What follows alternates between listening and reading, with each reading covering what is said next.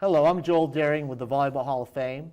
We're speaking one-on-one today with members of the induction class for 2012. This is Volleyball in Perspective. We're speaking one-on-one today with Mike Dodd. Welcome, Mike. It's great to have you here, and congratulations. Thanks. You're being inducted today for a tremendous beach volleyball career that started when you received a AAA rating at the age of 16 and was at least near its conclusion when you were 39 and competing in the All-American gold medal match in Atlanta, the first time beach volleyball had been added as an Olympic sport. Along the way, you earned 75 beach volleyball titles and many, many individual honors and awards. But let's start at the beginning. And I've got to go to the dual sport thing. So talk to us about getting involved in volleyball and that whole period of time of volleyball, basketball, right up to the NBA draft. Yeah, it's funny. I grew up in Manhattan Beach, so you'd say I'm a victim of my environment. And every summer we'd go to the beach and play volleyball and surf. But you know, during the year we'd play baseball, basketball, football, and I grew up just like every other American boy, wanting to be a professional athlete. And in the early 70s, volleyball was something that you did for fun, and maybe went to a party and met girls, and it was very social. But it wasn't an option as a professional sport, at least in our awareness of the world, so to speak. When I was a senior in high school, I was offered volleyball scholarships to everywhere, to UCLA, to Stanford, and I was offered one basketball scholarship to San Diego State, and I went to San Diego State because I wanted to be a professional athlete. I wanted to, and I loved basketball, and I really loved volleyball too, but I went with basketball. You were a guard, is that right? Yeah. 6'4" or 5", I'm not sure. I mean, that's good size in the backcourt, right? Yeah, I was a wing guard. I'm an answer to a great trivia question. What starting backcourt for San Diego State ended up doing well in other sports. And my backcourt mate, my senior year, his junior year, was Tony Gwynn. Oh, wow. So, that is a good trivia question. Yeah, so that is a good trivia question. How big's your family? And tell me a little bit about the influence they may have had on you playing sports growing up. Big influence. My dad loved sports. He coached all my Little League teams and just was the greatest fan and supporter and friend you could hope for. I have an older sister and an older brother. My older brother was an unbelievable volleyball player. He played at Pepperdine. He was actually, I think, much better of an indoor player, at least, than I was. And he played on the national team. And then my younger brother, Matthew, also went to Pepperdine and won a national championship. He was a setter. So all of us played sports. My sister played volleyball at Utah State. And of all of us, I think my sister is still the most fanatical. I mean, she's been to the USA Nationals for years, with the senior group. And she just keeps playing, and even though we were all kind of maybe known a little more for volleyball, she was the true volleyball fanatic. Lifetime sport. She took it seriously. Yeah. And my mom just supported all of us. Who are your sports heroes growing up?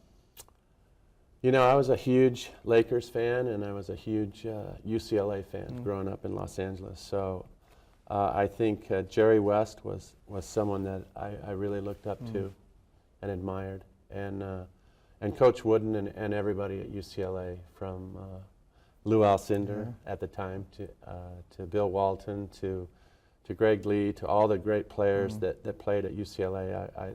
I kind of lived for those guys. We used to make T-shirts with UCLA and the names on the back and play out in the street, and those were my guys. So you were a man with a plan to play sports professionally, but you had that crossroad. So you come out of San Diego State, you are drafted by the Clippers. Tell us how it went. How did you go from there to starting beach volleyball? Well, I think, I went through the camp and went pretty far, but right toward the end of camp I got cut. And I just remember it was at University of San Diego, and they have this neat gym and beautiful pool outside. And I'll never forget the day I got cut. I kind of just walked out. It was this beautiful sunny day, and I just went straight in the pool with my basketball shoes on.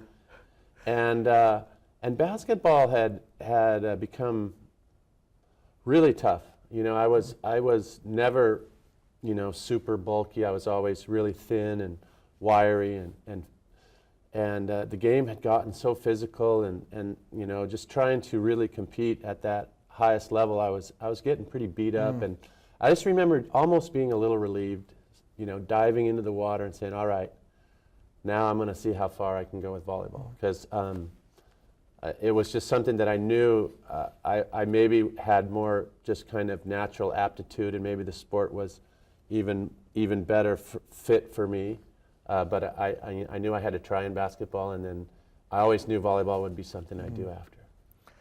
So as we get into your professional beach career, we're going to talk about two teammates, Tim Hovland and Mike Whitmarsh. So let's start with Tim. Tell us what you thought his strengths were as a teammate. Oh, his ultimate strength was he taught me how to fight. He taught me how to really battle and compete.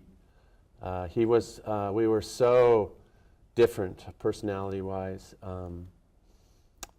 He was just so confident and so gregarious and outgoing, and you know, he could be selfish and other things too, and I was really, which wasn't a bad thing. He just knew what he wanted, and he knew how he wanted things, and I was the complete opposite, very kind of shy, and you know, just not the life of the party by any stretch. And so, I mean, he really taught me. He taught me how to fight on the court, how to battle, and also socially. You know, he just we got in so many fun situations and good times, and he was a really good partner.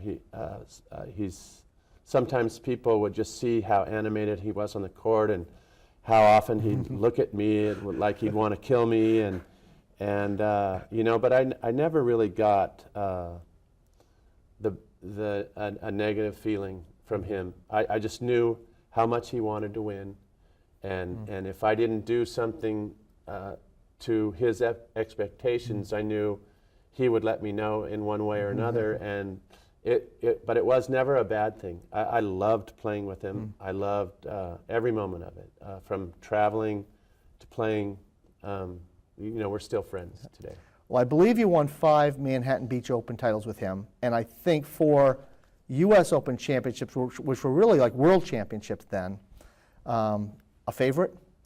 Was there a favorite championship match of all of those? I think with Tim, for sure, there were so many great wins. Certainly the Manhattan Opens and the U.S. Championships, and but the first Manhattan Open in particular, I think, you know, just growing up in Manhattan, and he grew up in Westchester, which is right next door, and I think for both of us it was something that we had really dreamt about for a long time. You know I was there watching Von Hagen and all the greats when I was really, really young, and so I think of all our Open wins, 62 of them, that was the most memorable for sure. The first Manhattan Open, because you know, it was against St. John and Randy. It was in complete darkness. It went, you know, we came out of the losers in those days. You played, you know, side-out scoring.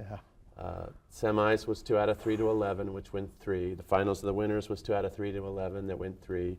The losers bracket final that we dropped down into was 1 game to 15, and then we played 2 out of 3 in the final, and then after we beat St. John in the third, we had to play 1 to 15 because they had, you know, they were undefeated, and so it was a marathon day, finish in darkness, and you know, Hovland, they had to take him off the beach in the bed of a truck filled with ice. He was cramping everywhere, and it was the greatest. Wow. So towards the end of your career, Mike Whitmarsh and Mike Dodd were becoming household names. So we talked about this. I spent some time going back through video, and I just felt like 94, Seal Beach Open, this comeback with timed games. The next year, okay, Karch has never won that tournament. 1995, the last game is you guys on top, 15-2, I believe. And then that's leading up, as we know, to 96 in the All-American Final. So it kind of sets a stage for where beach volleyball is and where that rivalry is. So Take us back there. Yeah. Oh, first of all, I really, I played professionally for 17 years, and I was really fortunate enough to win an Open every year that I played.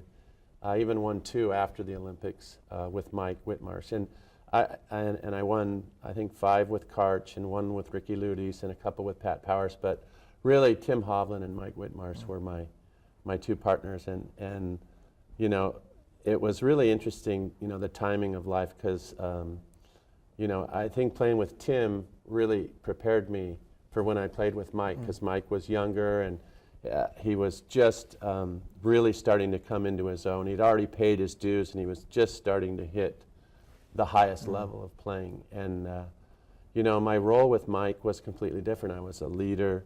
I was just certainly more outgoing and more demonstrative in kind of everything I did. And a lot of that culminated like in that 94 Seal Beach. That was one of the greatest tournaments ever, and one of the greatest wins, and certainly for Mike and I as a team. And the crowds were, I went back and was reminded, the crowds, the sponsorship, the sport was there. Yeah, it was, we were 23 hours of live network television on NBC. We were playing for $1 million bonus pool, $6 million of prize. It wasn't golf or tennis, but it certainly was something, and the crowds were huge. And you had some of the controversy, growing pains, whatever we want to call them, about the FIVB and the upcoming Olympics, and a little us against them. So we know we've got this rivalry with Karch and Steffes, but on the court, but we also kind of was America, in a certain position. When we got to the Olympics, the AVP was really the kind of the top dog in the world, but it was clearly obvious that the FIVB, had their eyes on taking over the world. So there was a lot of acrimony at the Olympics, and it was really Karch and Kent and Mike and I against the world.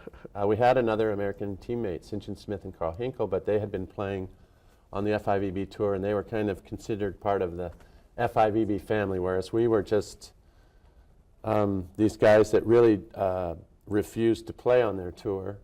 Luckily, we were able to have Olympic trials and have an opportunity to go play.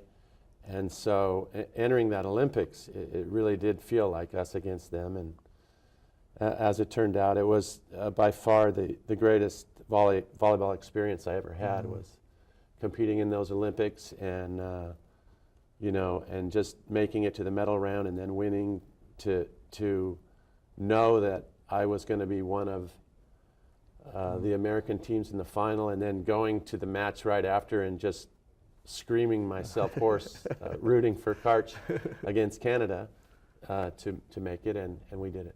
Yeah, it was, and I went back and watched the match. I had to, and the Olympics, they love the family angle. So Karch scores a point. There's his dad waving the flag, and your team scores a point, and it goes to Patty in Dallas, which was a great shot several times.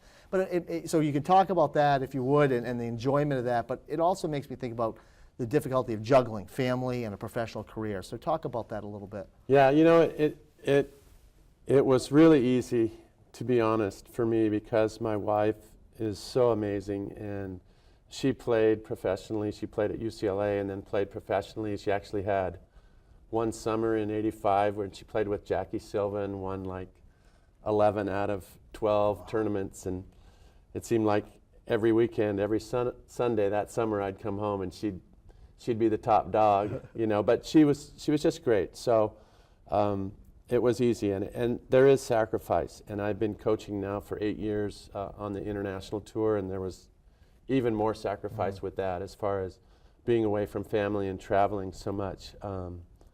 But it was easy, and it is fun. YouTube is an amazing thing to be able to go back and watch those matches, and to see my oldest daughter, Dallas, who's now a redshirt freshman at St. Mary's College, setting and running, and playing college volleyball when she was 3 and 4 years old, running out to the court. Yeah. It's a nice thing. You talked a little bit about the coaching you've done, and I know you did some work as a broadcaster. You've had a business. What are some of the experiences you had in sport that have helped you in some of these other endeavors? I think it's helped me in everything, especially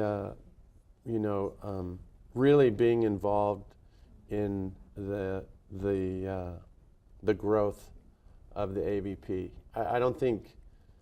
I mean, people see us on the court, and yeah, we're the center of attraction, and we're the feature, and we're the athletes, but when you're trying to get a young sport off the ground, I knew I could be good in the restaurant business or be good in the broadcast business, because what we were doing with our sport was truly service related. I mean, we were so aware of our sponsors, and we were so, maybe because as a group we were, college educated and pretty savvy to realize how lucky we were that there were people like Miller Lite and Jose Cuervo that were using us as their vehicle to reach young adults.